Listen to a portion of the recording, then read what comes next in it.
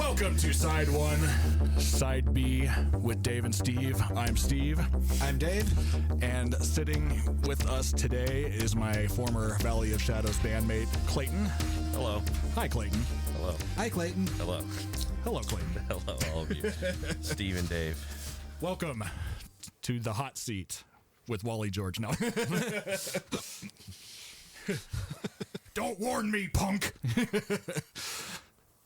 Anyway, today I bring you guys together to listen to an album that I kind of recently discovered. I've known about it for a long time just because I've been an Iron Maiden fan for a long time, but I never really got around to listening to this because I think I listened to this band's first record blindly after pirating it, so I didn't really give this album a chance.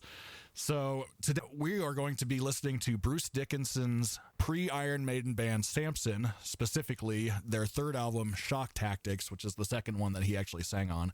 Technically, there's an asterisk there, but we won't go into that right now. And what do you guys, David, are you aware of SAMSON? I know they exist.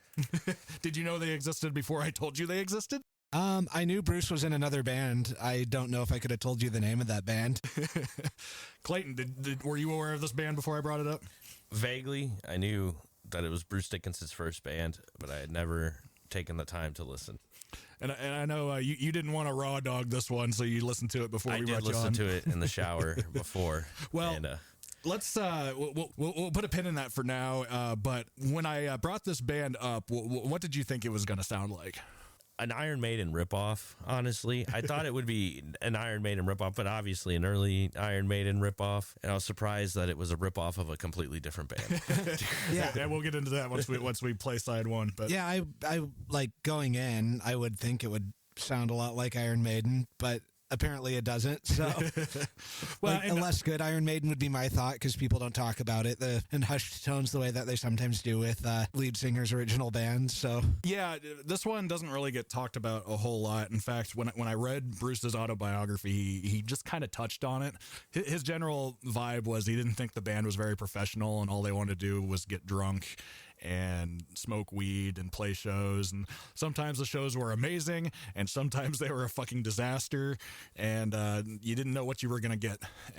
So he didn't like working with musicians? Yeah, exactly. So I imagine when he met all the guys in Iron Maiden, and they all strike me as like, you know, proper stick up their ass types in general.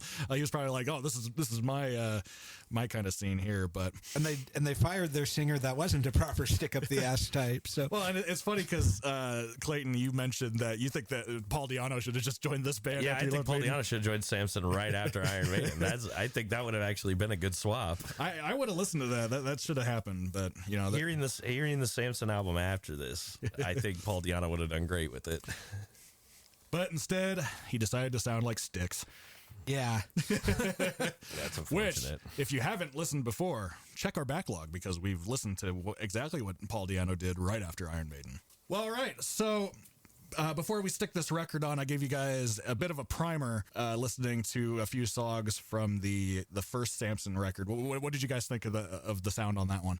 Drums were way too loud in the mix. Couldn't really hear vocals. Couldn't hear bass at all. Barely heard guitar. It was fine. It was really fine. Great album cover. Horrible logo art, though. I do like I do love Thunderstick in his gimp mask just holding the axe. That probably sold more albums than the music did. Yeah. It looked really cool, but it did not sound very cool. And you had mentioned that it doesn't really sound like Bruce Dickinson, and it doesn't. It doesn't really sound like Bruce Dickinson. It's kind of hard to pick him out. Maybe there's a part in like the middle of the song where he does one of those like signature Iron Maiden like Yeah, there's certain moments where he has inflections and it's like, oh yeah, that's Bruce right there. But he almost sounds like either he's trying to rip off Ian Gillan, which he says in his autobiography he was trying to rip off Ian Gillan. So I'm coming up with that out of nowhere. But he's either doing that or he kind of sounds like, you know, a typical hard rock singer of the time. Yeah. Oh, but circling back to the logo a little bit, yeah, it was a really bad logo. Like before it got to the beginning of the band's name, it was like the heartbeat monitor, you know, with the ticks on it, and then when it got to the band's name, the first S in Samson was uppercase, looked kind of like a lightning bolt. And then, unfortunately, the second S in Samson was uppercase and looked like a lightning bolt. So it looked like it just had the SS logo in the middle of the band's name. Well, you know, since my initials are SS, guess who made that mistake before he learned about the Nazis? Oh, no. Oh, no. Yeah. Yeah. Grade school got very interesting once we got to that chapter. Yeah. Did you have to change schools after that? No. I think a teacher just probably took me aside and went, hey, Don't write your initials like lightning bolts. You know that cool S that everybody else draws that kids just seem to magically know about? Draw that S instead. Yeah. Yeah, and then we listened to Samson after this album where they got almost a completely different lineup. Yeah, and it was kind of good. I actually was like, this could have gone somewhere, but I think it pretty much fizzled out after that third record. Yeah, they never really went too far. Like I brought up that I bought this record, and it's actually a repressing that I think came out, I want to say around 2012, and it says right on front it's a collector's edition, one pressing, only 2,000 worldwide, and I was able to get it over a decade later, no problem, for a good price. So I would say that Samson. Probably most of their album sales just come from Iron Maiden fans looking to find out more about Bruce Dickinson. Yeah, the fan base has dried up. Yeah. Yeah. Well, with that, I think we'll just get right into this. We got side one. It's got 5 songs. We'll tell you what we think of them after we're back. Peace. It's just not my style. You know, I don't like that kind of stuff. I like Lawrence Welk. Do you have anything by Lawrence Welk, Steve? Yeah, can we put on a Lawrence Welk album? Yes. We'll do that instead of side B. No. Anyway, we're back. We're recording, and that's going to make it onto the show. I figured it would. We didn't talk about the cover much beforehand, but before we really get into it, it is called Samson, so it looks like it's Samson, as in the biblical Samson, pushing over John Wayne pillars, and it's going to collapse like the temple. And then there's a TV with like a vulture head on it. It's a weird cover. I mean, it works, but it's... I like the cover, but yeah, it is very weird. You just don't get it, Dave. It's very deep. Yeah. It feels like it's trying to say something. I just have no idea what it is. In another language. Yeah. Well, if you take Bruce Dickinson at his word, it sounds like they were just trying to get laid for this whole band. So yeah, that's the impression I got from the lyrics for the most part. Yeah, and then on the sleeve there's plenty of, and this is a reissue, so I have no idea what it looked like when it originally came out, but nice sleeve full of really good shots of the band being goofy, and you know, as we know, they were all drugged and drunk out of their mind. So yeah, it sounds like they were having fun. I thought side one was okay so far. You know, it's not anything I would seek out, but it's not anything I would turn off either. It's, like, I think if I was like a movie director and I wanted 80s heavy metal that I didn't have to pay too much for licensing fee and it didn't have to be a specific song, this could do really well as that.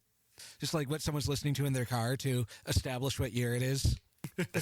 What do you think, Clayton? I know you have a lot of things to say. I think the first half of the album, kind of like Dave said, is fine. It's a pretty fine album.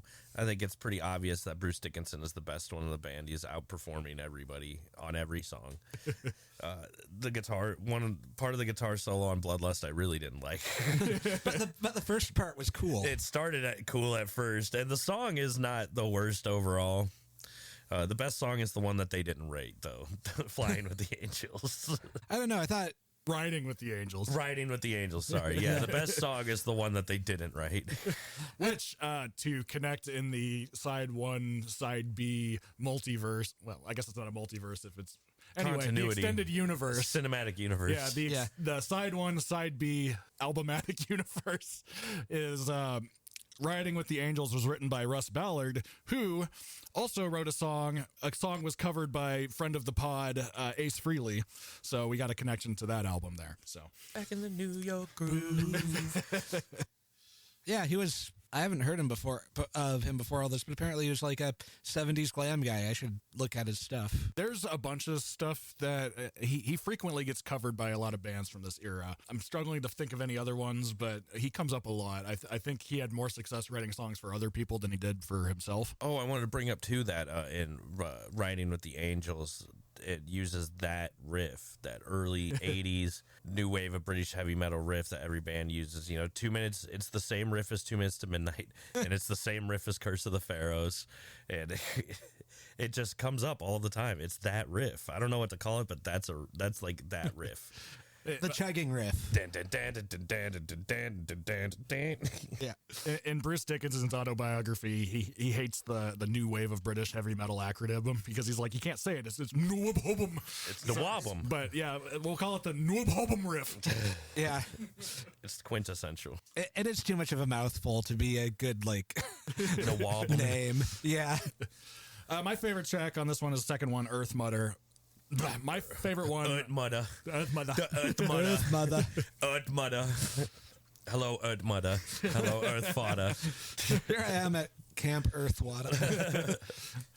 Earth Mother, I thought, had a really nice, almost a stoner rock groove. I could see that being covered by a stoner rock band. What'd you guys think of that one? Yeah, I thought that one was pretty good. Yeah, and no unique thoughts on it. It was, just a cool song as a whole. Yeah. The whole album is, I really like all of the Judas Priest ripoff vibes. Yeah.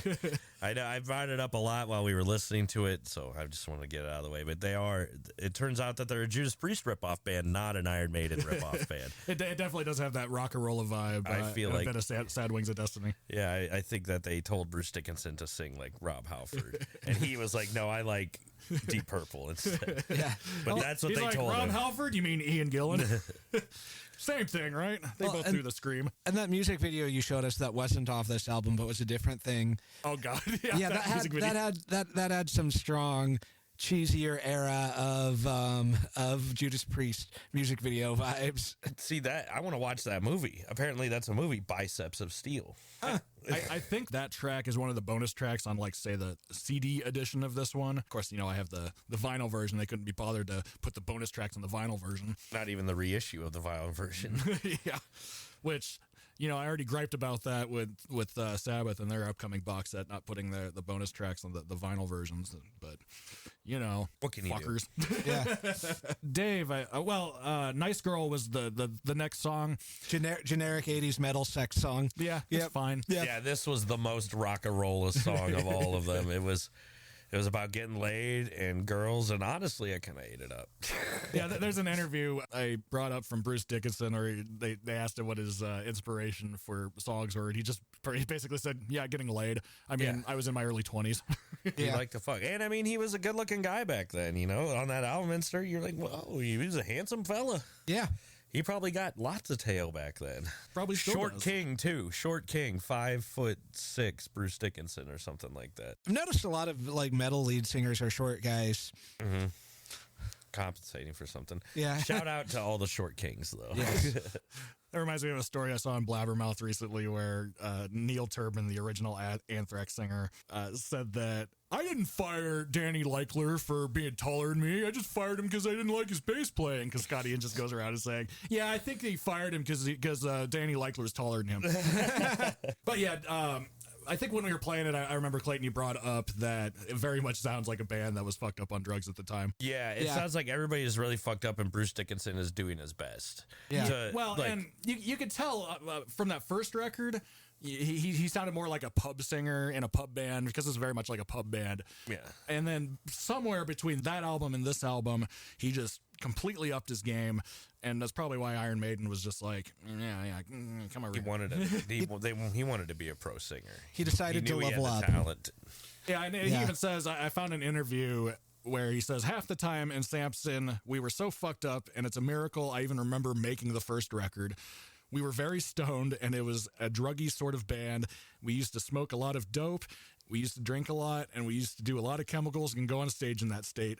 I kind of stopped doing that when I joined Maiden because it became obvious that Maiden was not that kind of band, and now he bitches at people for smoking weed at his concerts. Well, and that this band was too fucked up kind of makes sense, because my main complaint about the music itself is I don't hate the guitar solos as much as Clayton does, but it feels like they don't know where they're going. They'll start cool and then they'll just kind of meander around for a while. Did you have anything in mind as you were doing this, or were you just kind of playing? Yeah, it kind of reminds me of that scene in the Black Album making of, where Bob Rock is bitching at Kirk for just wanting to throw down like any guitar. So he's like, yeah, just throw down anything. And that's pretty much what that guy that was probably the route that he took. I think he's a solid rhythm guitar player, but they really could have stood to have a lead guy. Yeah. But the band's named after him, so he can't be the rhythm guitar player and have the band named after you. Well, he should have just found another guy named Samson then. I mean, Iron Maiden used to have a drummer named Doug Samson that wasn't related to him. He should have got him on drums. Yeah, like maybe they could have just done another take in the studio to figure out how to do the solos more. Do a little wrap round. Yeah. It's like they wrote out the song and then they just put guitar solo in big letters there, but didn't really know where to go. Yeah. Just like, well, that's where the solo's going. And then they show up to record. He's like, oh, fuck, I didn't record one. I didn't write one. I don't know. Yeah, I'll just wing it. Yeah, I'll just wing it. YOLO. I'm a professional musician, and I'm going to be bigger than the Beatles, so I'll just go up there and wing it. Just like Odin. Yeah, just like Odin. Just like R.I.P. Odin. One thing we usually talk about, but we didn't in the intro, is the lineup on this album.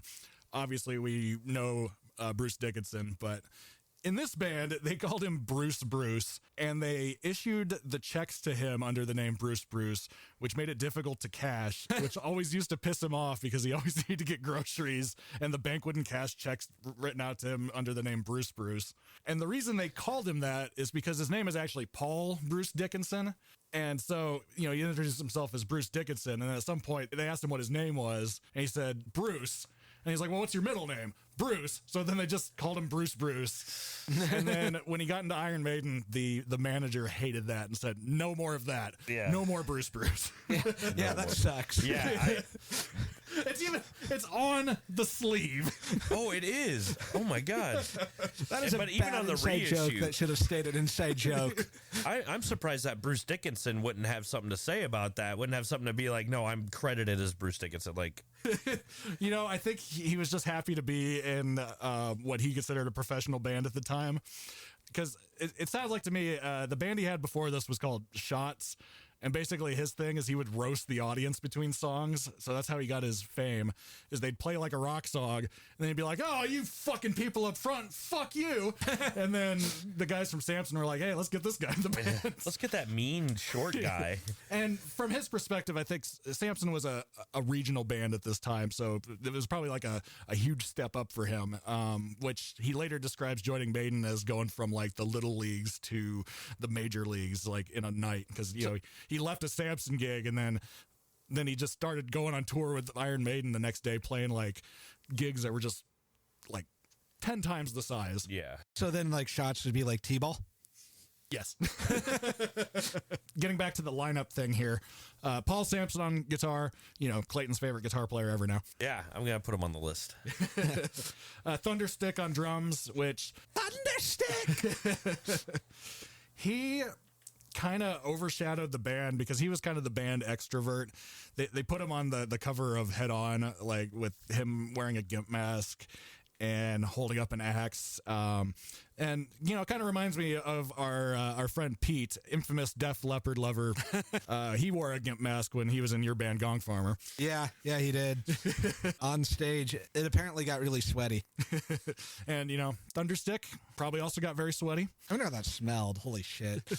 I wonder if that mask still exists and it probably still smells like 80s. It can probably stand up on its own at this point. Yeah, I wonder if he's still alive. He is. I looked this up. Paul Samson died in the early 2000s. R.I.P. Paul Samson. I'm sorry I'm talking so much shit on your guitar playing. Yeah, well, he's probably in hell right now enjoying Shots with Satan. So Shots? The band? Bruce Dickinson's band? Yeah. Wow. Everyone else in that band died when Bruce Dickinson left. They're the house band in hell now. That's canon. That is canon. I'm not going to look that up. In the side 1, side B cinematic universe. Chris Ulmer on bass. Never heard of him. Yeah. He also did acoustic guitars, so... I didn't hear any acoustic guitar, did you? It might be on the next side. Side 2. There's still side B. Sorry. Yeah. Side 2, side... The reason we named it that is because we weren't consistent in the first episode. Side A, side 2. Yeah. That's the Mirror Universe version where me and Dave don't have beards. Yeah. Yeah. And then... and we're meaner. They were assisted by Graham Chicken Carmichael at Battery Studios, London, England. And as I mentioned, they were recording this album at the exact same time Iron Maiden was doing Killers. So That's probably how. That's absolutely how they met. Yeah. Iron Maiden was looking for a new singer.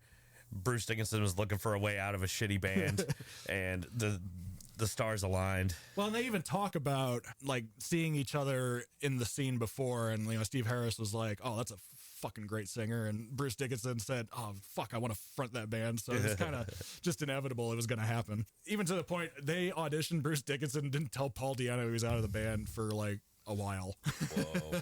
Shitty behavior. Not the first time we'll come across something like that on the show, I don't think. Nope. Don't condone that, but yeah, he should have joined up with Samson. Really, yeah. Missed opportunity, I'd say. Paul, you would have kicked ass in Samson. yeah. We have mixed things to say about your 80s album, but we do think you're a great singer. Yeah. Painting by Chris Brown. Famous woman beater Chris Brown. I mean, I hate to say it, but we're going to have to cancel Samson now. Yeah. Put him on the wall and cancel it. They're associated with Chris Brown. Yeah. Chris Brown must be older than we realized. Didn't strike me as a NWOBHM fan. So. Yeah. Well, he just did the painting. He wasn't in the band. Or yeah. The next song, Bloodlust, I think was your favorite song on this side, Dave. Yeah, it was like a slower song. It was, it was slower and weirder. It had a nice bass groove to it. It had the best and then the worst solo on the side so far. The vocals sat well with the rest of the song. It was a vibe. I think it would make a great Doom song. What'd you think of Bloodlust, Clayton? Yeah, I would also agree. This is Bruce Dickinson's best performance. He's been good on all the songs, but this is probably like the most Bruce Dickinson that he's been so far. You can really hear what he's going to sound like in Iron Maiden later and what Iron Maiden wanted out of him. This guitar solo starts really good, and then I really hate it. I really hate it. I bitched a lot about it, and I bitched about it to myself when I listened to the record on my own. I was like, I went downstairs to my girlfriend, and I'm like, one of their guitar players, I didn't even realize they only had one at the time. I was like, their guitar player is just not that good at some points. Like, it's weird. I just imagine her going, "That's nice, dear." Yeah, that's exactly what she was like. She's like, "Wow, great." I explained what the album was. She's like, "Great, dear. I'm glad that you're happy." So, yeah, but I agree. I like the song overall. I think it's the best Bruce Dickinson performance and maybe the best performance of the band on the side. Yeah, it's the only one where the bass really stands out to me in any way, too. So good job, Chris Ulmer. And the last one, Go to Hell. Obviously, another Bruce Dickinson is horny song. Yeah, it sounded like music to drive to with your windows down. Sounded like music. Yeah. Yeah, I don't even remember it, honestly. It was the last song we listened to, and I don't even remember it. It was pretty generic. Yeah, I think I'll take back what I said about Riding with the Angels being the best song. We'll put Bloodlust as my best song. Yeah, the Go to Hell was pretty generic. Yeah, there was nothing really unique about it. Yeah. We're going to move on to side 2 here. We got 4 songs, including a song called Bright Lights. So, Dave, we'll get to find out who's better at brighting lights. Is it Bruce Dickinson or Paul Di'Anno? Because they both used this song title. It'd be awesome if it was the same song. And then after that, we can get a hold of Patrick Stewart and ask him how many bright lights there were. Anyway, side 2.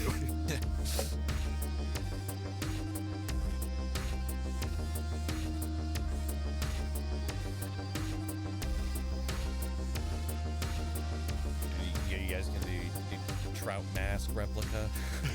We should do that one for Adam. Yeah. We brought, actually, Adam, since you're here, you're a classic guy. We brought a classic record. It's highly regarded. Yeah. It's actually highly regarded as one of the best albums ever made. It is, and inexplicably. And it is the best Captain Beefheart record. Yeah. But if you hate it, you're gonna hate Captain Beefheart. I can guarantee it. I like the Mark Maron bit where he walks into a record shop and he's just like I gotta understand Beefheart, and the guy's just like, I got you. Yeah, there is technically a later one that's a little more accessible, but I feel it's more honest to get people. I've never actually sat down and listened to Captain Beefheart, so I would definitely love to do an episode on that. So good. Yeah, let's plan on that. But anyway, we're recording, and that's probably going to make it onto the episode. So anyway, oh no, we're back from side 2, side B, side whatever. And what'd you guys think? Kind of fell off. Yeah, that's extremely mid. There's nothing that filled me like with like rage upon hearing it for being like awful. It just, yeah, it kind of fell off. Like I thought the first two songs were kind of boring, which would be Bright Lights and One Spittin'. Who did Bright Lights better, Bruce Dickinson or Paul Di'Anno? Paul Di'Anno. Clayton hasn't even heard that record. Yeah. I would say this one was better than the Paul Di'Anno one because this one was just kind of in the background, just meandering. Meandering. Well, and it's funny because on the Paul Di'Anno record they put all the good songs on side 2. Yeah. I think Grime Crime is a great song, and I think Communion is a pretty damn good song. But yeah, those first two, I think Bright Lights is just kind of, yeah, it's whatever. But Once Bitten, I feel like that one just goes on too long, and he repeats the Once Bitten, Twice Shy line too long. And it also reminds me of Great White, so that kind of annoys me. Yeah, it was the one that I would consider, like, it's the only one I'd consider to be, like, actively bad, that one. Just, like, there was just nothing going on with it. Yeah, I have thoughts. I have many thoughts. What was the first song again? Bright Lights. Bright Lights, that's right. Yeah, I haven't heard the Paul Di'Anno version, but quote while we were listening to it. And it's not the same song, it's just a joke. The quote while I was listening to it, I said, "The song fucking blows." Yeah. It was just a bad song. I didn't like it at all. It's the worst Bruce Dickinson performance on the record. And Once Bitten is just Victim of Changes. It is the most Judas Priest ripoff song on the entire record, and it's bad. And Victim of Changes is one of my favorite Judas Priest songs. Yeah. So it's like, to make that song sound bad. It's one of the best, and it's like, this was just it was so blatantly just Victim of Changes, but worse. And one interesting thing about Once Bitten, though, is there was a point where there was a coherent section of like a guitar, like little mini lick solo thing that seemed like it knew where it was going. And it's like, okay, but it was while Bruce was doing the worst vocal performance that he's ever done, I think. Yeah, the guitar playing is not getting better. I hate to say it, Samson, but this is not your best performance. Side B was really telling for you. Yeah, I imagine back in the day, anybody that owned this record probably, the grooves on side 1 were probably a lot more worn out than side 2. Yeah. Oh, and then there was a point in like Communion where it sounded like you just hit a bum note. It's like, so just re-record it. I get that back then you record everything live, so it's a little hard to go back and, I mean, they must have just run out of money. Yeah. But, yeah. I doubt they had a whole lot of money to record this. I don't think they're on a major label. From what I understand, they were actually about to be offered a major label deal with EMI, and then Bruce Dickinson joined Iron Maiden, and they said, well, yeah, no. Yeah, so they chose Iron Maiden over Samson. Yeah, or if you couldn't re-record it, that was near the end of the song, and it faded out anyway. Fade out before the bum note. Yeah, something, man. It was disappointing, I gotta say. The side B was not good. Yeah, I think Grime Crime was a really fun song. Grime Crime is fun. It was a stomper. I enjoyed it. Stomper, and it's got some weird fucking lyrics in it. Man, I don't know. Is it about eating trash? I don't know. Yeah. What was it? Draw your line for the grime crime. Draw the line for a grime crime. Well, and I came up with that. This song is probably about a raccoon. Yeah, I came up with that. It was about a pillhead digging through your trash to see if you had any expired prescriptions he threw out. But now that I'm thinking about it, maybe it's about the trash man from It's Always Sunny. The gang wrestles for the troops. Trash man. Grime crime. Grime crime. Oh, I also came up with the FBI rooting through your trash to figure out, if they can arrest you or harass you or, all the fun things the FBI likes to do to people. It was the working title for Operation I guess it wouldn't Mindcrime. be FBI, though, since this is a British band. What's the British equivalent of the FBI? The OSS or something? Yeah, the OSS. Yeah. The double O's? MI6. I think that's the equivalent to the CIA, or MI5. Okay. I think MI6 they might have made up for the James Bond movies, Okay, but Mr. I'm not Librarian. sure. Yeah, Okay. Did you read that in a book? probably. Did you read that in a book somewhere? Probably. Nerd. Yeah. Overall, I thought Communion was a good attempt at a song. Yeah. It had spirit. I enjoyed the spirit, but I do. It was a little too long, but it was all right. It had like it had some good moments. Yeah. I do appreciate it's like, to compare it to an Iron Maiden song. It's kind of like Hallowed Be Thy Name. Yeah, that's the closest I think they get to an Iron Maiden song, and it doesn't really sound like an Iron Maiden song. No, it's not really Iron Maiden. They're always, at their core going to be a Judas Priest ripoff band, not an Iron Maiden ripoff. Well, until the next album, and then they kind of sound. They sound like Bathory or something. They sing about Vikings and shit. They get it together almost. And Paul Di'Anno was the missing piece. You hear me? He really was. There's a universe where someday I want to invent a portal into another universe where I can go to listen to albums that happened in other timelines, and that's one I'd like to hear. Is Paul Di'Anno be in this band? Yeah. Yes. And then we wouldn't get Di'Anno, the record. Thank God. Yeah.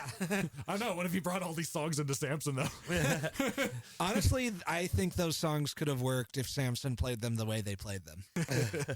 Yeah, just make sure the keyboard player changed the patch to something that sounded more like an organ rather than the Paul cheesiest. Samson wouldn't stand for it. Yeah, Paul Samson wouldn't allow someone who wasn't a member of the rhythm section to join. Well, Samson himself would probably insist on something that sounds more like an organ than a keyboard, because he's the boogie woogie. Boogie woogie. Yeah, boogie woogie. That's a term. Yeah, that's a real word. Yeah. Don't worry. All right. Well, he's the boogie woogie rock and roll guy. Canceling Steve. It turns out that's a slur. Gotcha. Fuck. Gotcha. But yeah, overall, I even noticed we were listening more to side 1, and side 2 we were bullshitting more. So it's definitely they put all of their best songs on side 1, and then probably went, well, we got to put one of the good ones on side 2, so we'll do Grime Crime. Yeah, and the obvious rhymes in Grime Crime were just made it even more charming. As much as I made fun of the obvious rhymes in the Ace Frehley record, this time it worked. And I could see I don't know, like a punk band or a grindcore band or something covering that song. I could too. Yeah. Yeah, I could see. Overall, I could see Samson. If I was drunk at a bar and Samson was playing, I'd probably rock out a little bit. But they probably were a great regional band. Yeah, they just I don't think they didn't make it. I don't think they would have made it. And that was going to be my next question. If Bruce Dickinson didn't join Iron Maiden, I don't think Samson would have been as big as Iron Maiden. No, I don't think there would have ever been a chance of that. But I think they probably would have been more relevant in the 80s. I think it would have maybe ruined Bruce Dickinson's life. I think so too. He was now he has 7,000 jobs. He's a fencer. He's a pilot. He's the singer in Iron Maiden. He would have just been a desk clerk somewhere, probably. Well, that kind of tells you I don't think he would have stayed in the band long term. I don't think he would have either. If Iron Maiden, for some reason, didn't kick out Paul Di'Anno, he probably would have ended up in a different S-tier band rather than stay with Samson for the rest of his life. Or, he ended up having a successful solo career, so he probably even would have put his own band together at some point. And when you said drunk at a bar, that made me think, solos like that, when you're drunk at a bar and it's too loud to pick out the details anyway, are fucking awesome. Yeah, I'm if I saw him in a bar play, I should be like, he is shredding now. Yeah. But on the record, I'm like, shallow and pedantic. Yeah. Well, guys, we're not done. There's 3 more songs that came out on the CD for the bonus tracks that they didn't put on the record. So we're going to listen to those next, and we're going to see what you guys think of side 2.5 here in a moment. Which side's on side 2? They should have swapped out for the bonus tracks. Yeah, we'll see if they should have put these bonus tracks in place. Anything else to talk about before we move on to that? R.I.P. Paul Samson. Sorry, I'm talking so much shit on you. R.I.P. Paul Samson. R.I.P. We're gonna listen to 3 more of your songs. Yeah, it's not bad. It's just not great. Good. Yeah. Good. We completely support that you had a career doing this and had fun doing it. I would love to have seen you live in your prime. Me too. Anyway, on to side 2.5.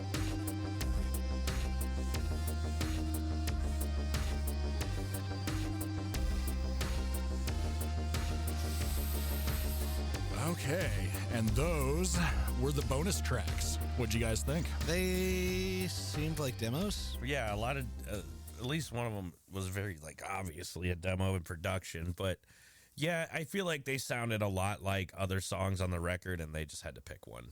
They just had to pick one or the other. And I think leaving, as Dave said a couple times, leaving those songs off and Once Bitten On is a crime. Yeah.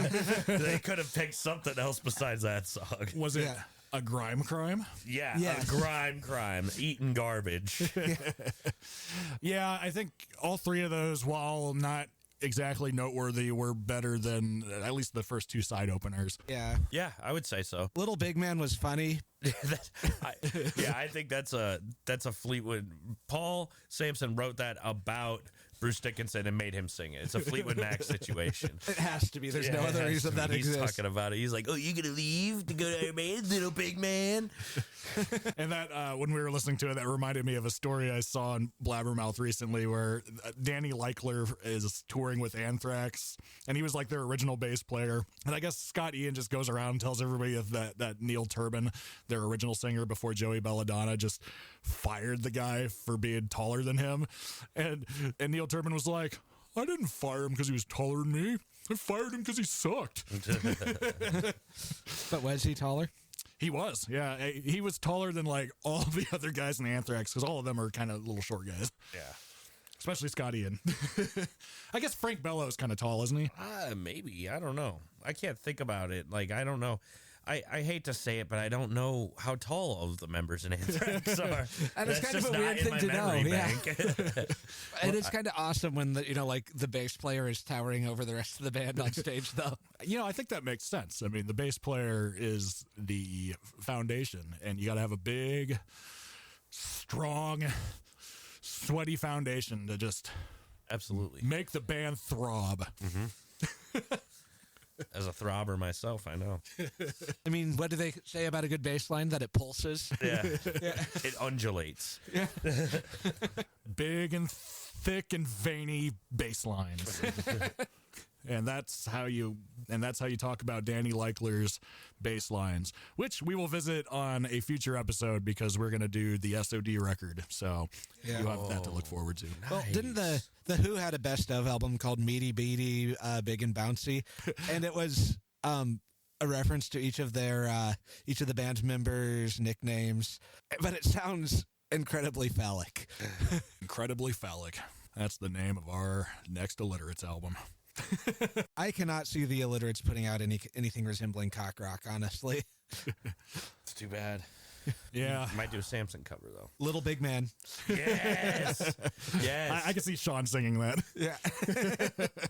But yeah, I think Samson was pretty mid, and thank God Bruce Dickinson got out of there and into something else. Yeah. Because he was way better than them. Yeah, it was mid in the sense that it wasn't really great, it wasn't really bad. It was just it would be a great band to pay $10 to see at your local bar and just get trashed. For me, I think it's a very interesting piece of music history. I really do enjoy side A enough that I actually bought the vinyl. We could have faked this and played it on Spotify, which we're going to do someday. But not today. But not today. I actually bought this album because I do legit like it. It certainly doesn't come anywhere near anything that he did with Iron Maiden. I think it's probably better than his first solo record, Tattooed Millionaire. But otherwise, I think all of his solo records outpaced this. But at the same time, without this album, I don't think there would have been Bruce Dickinson and Iron Maiden, because clearly, as you guys heard when we were listening between the first record and the second record, he really upped his game between those two records. And I think the practice that he got with this band enabled him to go on to do Number of the Beast, and then Everything else after that. I would agree. I would absolutely agree. So I think this album is worth listening to. Unnecessary evil. I think this album is worth listening to for music history reasons, and possibly if you just like good old school rock and roll to maybe Boogie put on the background, boogie woogie rock and roll with a boogie woogie influence. Boogie woogie with a twist of power metal, a twist of Deep Purple, if you will. But yeah, otherwise, it's not. You listen to Number of the Beast after this one, and it's like, oh yeah, that's not even same league. Interesting, not essential. All right. Well, I think that's all we got to say about Samson. Plugs. Yes. Let's, Clayton, you got any bands or anything to plug right now? Yeah, I'm in a band called the Scabby Ghouls. Look us up on Facebook and Spotify. We had a new record come out this year. And we're gonna have you back, especially since we're gonna shut this down and immediately switch over to another album. So Yeah, but we'll have you back after Don't that too. reveal that. Yeah. It's Hollywood magic. Oh, I mean, yeah, we See totally you next week. But no, we'll talk about the one that Dave's going to do here in a second, but we're going to have you back to do Tear, the Black Sabbath album, and probably the Forbidden album so we can talk about the remix, because I know you don't like the original Forbidden album. So Not at all. yeah, and I think it's pretty mid, so I want to see if they can save it with a remix. I'm skeptical. Yeah, also skeptical. Yeah, I think the songs just aren't good. But, if you have me back, we'll get into it then. Oh, yeah, it'll be fun to talk about. I did listen to the remix that they just put out of Get a Grip, and I do think I like it more than the original, but it was still kind of just... I'm pretty sure that was an album that he threw together to get out of the IRS contract. Yeah. So there wasn't really... I know he says, oh, there's a lot of bloody good songs on that, but yeah, there's That a about all few. those albums.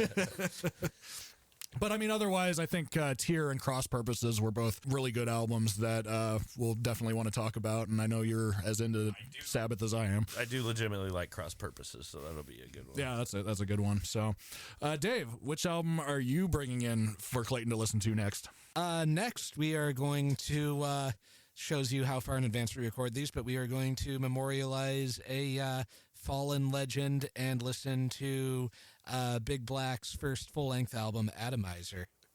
Unless we push it back in the production schedule, and then this won't make sense. But Yeah. Oh, if we do that, you've already listened to it. So yes. because everybody that listens to this comes back, right?